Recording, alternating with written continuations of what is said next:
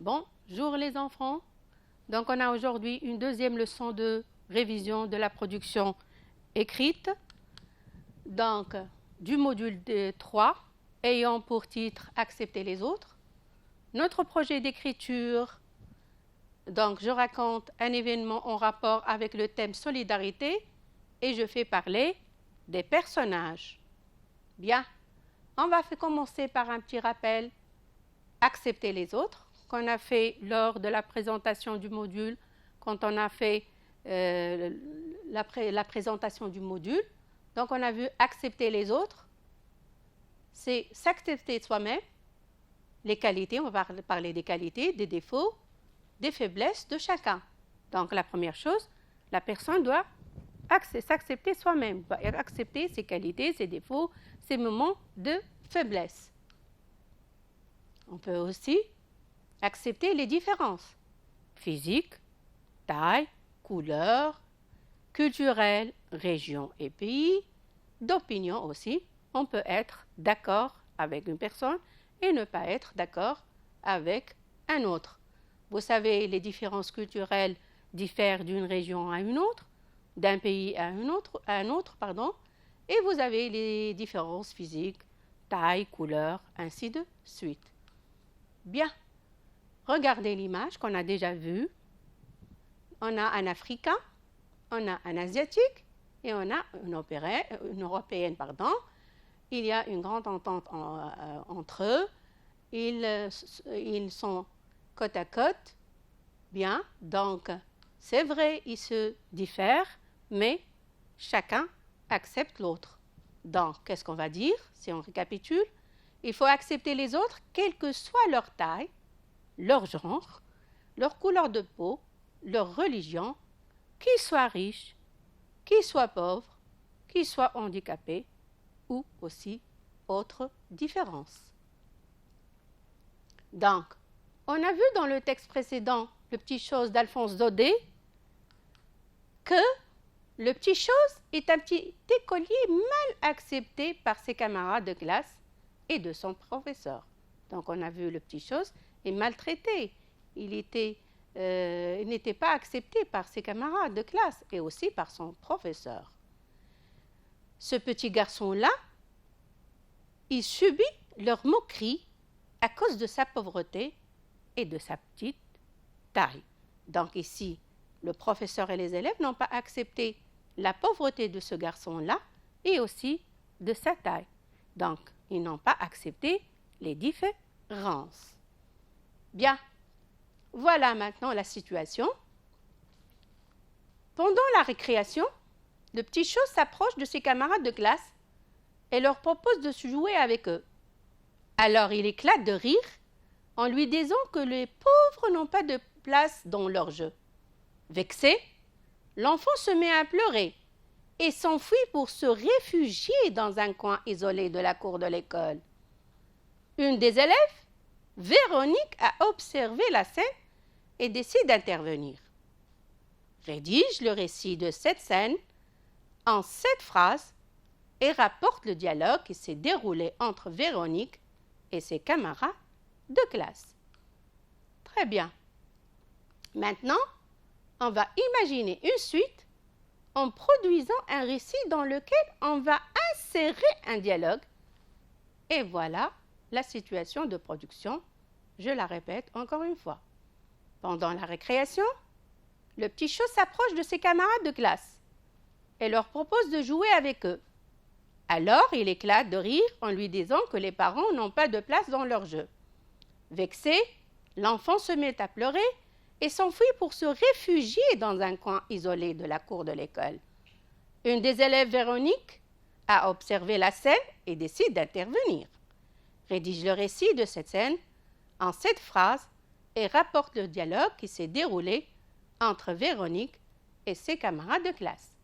La situation, on a encadré la situation, mes chers élèves. Donc, pendant la récréation, le petit chose s'approche de ses camarades de classe et leur propose de jouer avec eux. Alors, il éclate de rire en lui disant que les pauvres n'ont pas de place dans leur jeu. Vexé, l'enfant se met à pleurer et s'enfuit pour se réfugier dans un coin isolé de la cour de l'école. Une des élèves, Véronique, a observé la scène et décide d'intervenir. Mes chers élèves, maintenant on a encadré la consigne. Rédige le récit de cette scène en 7 phrases et rapporte le dialogue qui s'est déroulé entre Véronique et ses camarades de classe. Très bien. On va maintenant, mes chers élèves, encadrer les mots-clés. On commence. Pendant la récréation, le petit chose s'approche de ses camarades. Donc, je vais encadrer. Le petit chose s'approche de ses camarades. Donc, vous avez 2 classes et leur propose de jouer avec eux. J'encadre, jouer avec eux.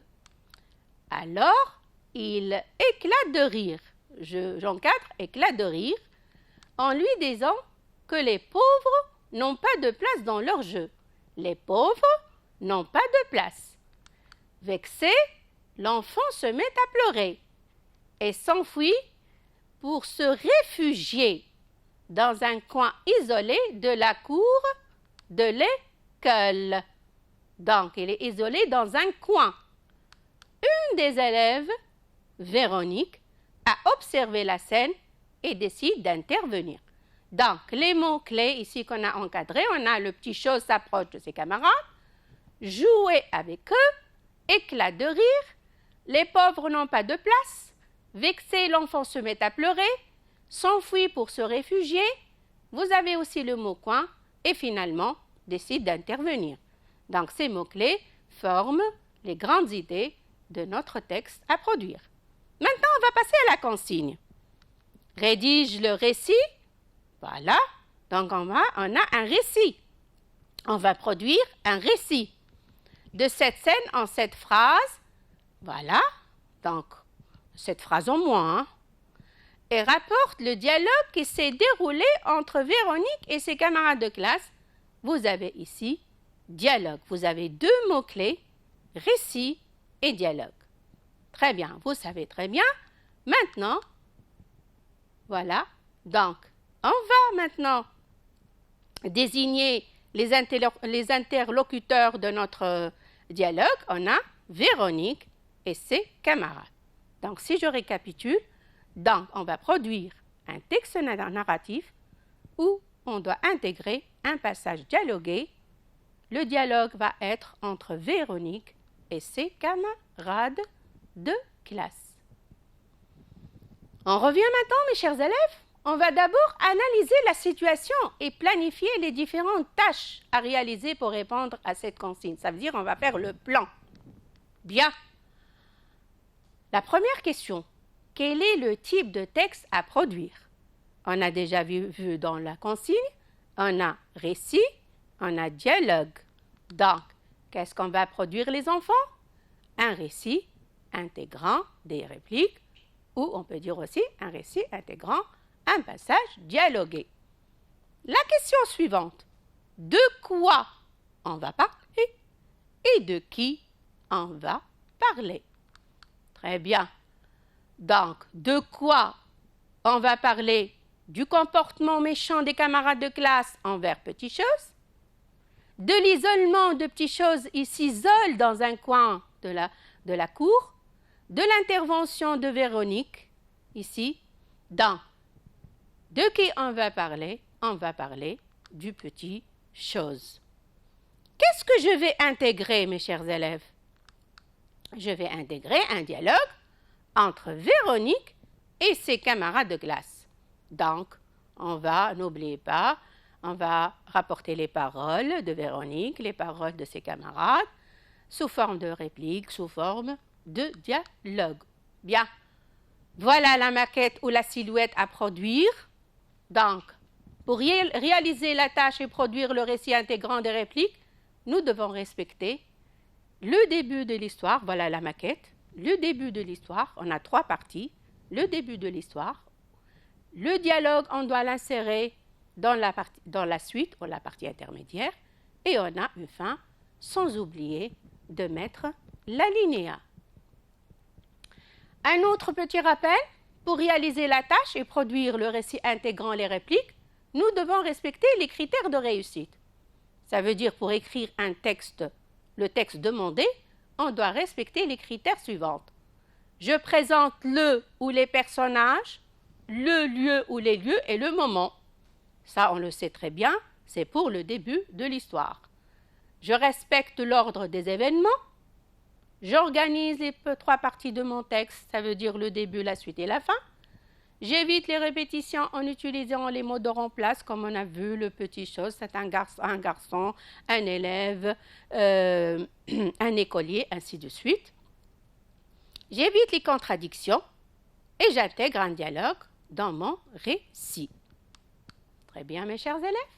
On va ajouter maintenant les critères de l'insertion du dialogue, puisqu'on va intégrer dans la suite un dialogue. Quand je fais parler des personnages, je mets 2 points et je vais à la ligne. J'ouvre les guillemets pour commencer le dialogue. Je vais à la ligne pour chaque nouvelle réplique et je mets un tiret. J'indique la personne qui parle à l'aide d'un verbe introducteur de parole, comme dire, répondre, demander, expliquer, ajouter, ainsi de suite. Je ferme les guillemets pour terminer le dialogue. Voilà. Écrire un dialogue, si on récapitule. Commencer et finir le dialogue par des guillemets. Aller à la ligne et mettre un tiret chaque fois qu'une personne parle. Ça veut dire quand on change d'interlocuteur, je reviens à la ligne et je mets un tiret. Utiliser des verbes introducteurs comme il murmura, il crie, il annonça, il déclare, il ordonne, ainsi de suite. Très bien. Vous avez ici un champ lexical. Donc, pour réaliser la tâche et produire le récit intégrant des répliques, nous avons besoin d'enrichir notre production par le vocabulaire et lexique approprié à cette situation, qu'on l'a commencé lors de la première séance, quand on a présenté le module, et tout le long du module. Et n'oubliez pas, mes chers élèves, d'utiliser votre cahier de production et votre carnet de mots. Bien, ce corpus-là est riche. On trouve des noms, des adjectifs, des verbes, des adverbes, des slogans, des mots de localisation et des verbes introducteurs de parole. Je commence par les noms. La taille, les différences, les ressemblances, la tolérance, les traditions, un pauvre, une aide, un soutien. Les adjectifs comme pauvre, chétif, faible, méchant, petit, cruel, agressif, tolérant, solitaire, se moquer. Ici, on va passer au verbe. Se moquer, tolérer, ridiculiser, humilier, respecter, accepter, pardonner, regretter, avoir honte. Des adverbes comme doucement, rapidement, péniblement, fortement. Ce sont des adverbes qui se terminent par ment. Mes chers élèves, vous pouvez mettre l'adjectif au féminin et on ajoute ment comme heureuse, heureusement.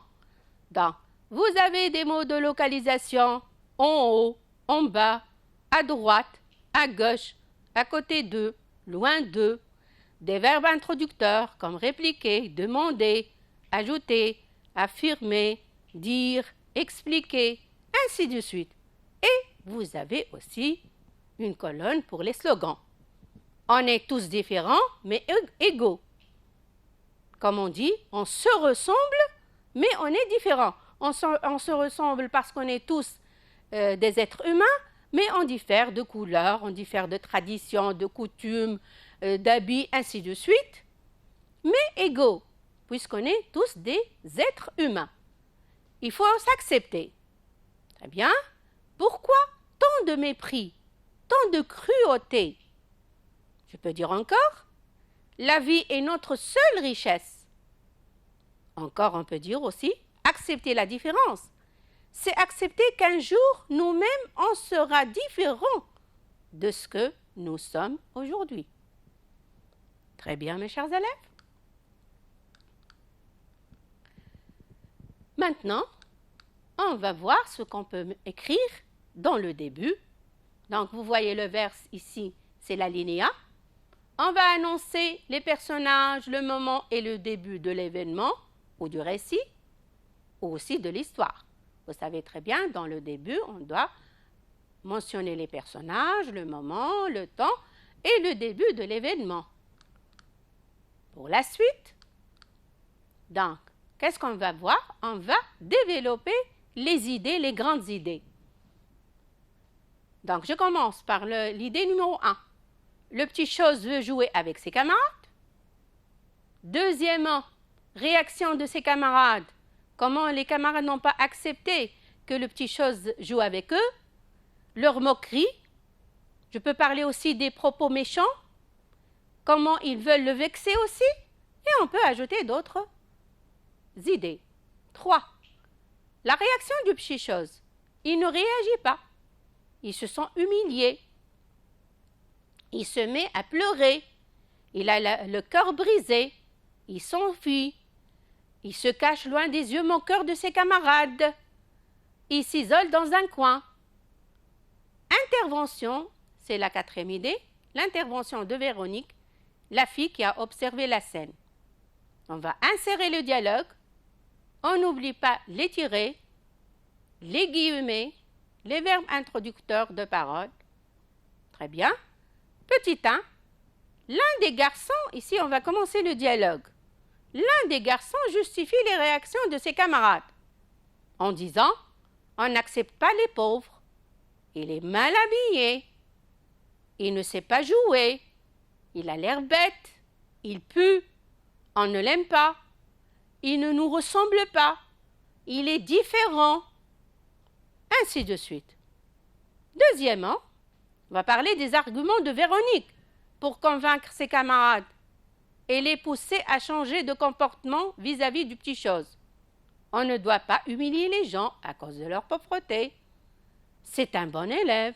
Il est poli. Il a bon cœur. Il est gentil. Il n'a rien fait de mal. Il est serviable. Ainsi de suite. On peut ajouter aussi d'autres qualités à ce petit garçon. Pour la fin, les élèves avouent leur erreur, donc ils s'excusent, ils demandent pardon, ils s'excusent auprès de leurs camarades et l'invitent à se joindre à eux. On peut dire aussi, ils décident de faire une collecte, de ramasser de l'argent afin de lui offrir un cartable en cuir jaune et des livres neufs.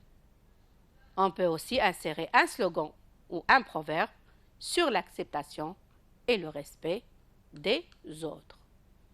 Ça y est, notre leçon a pris fin. Merci de votre attention et bonne chance pour les examens.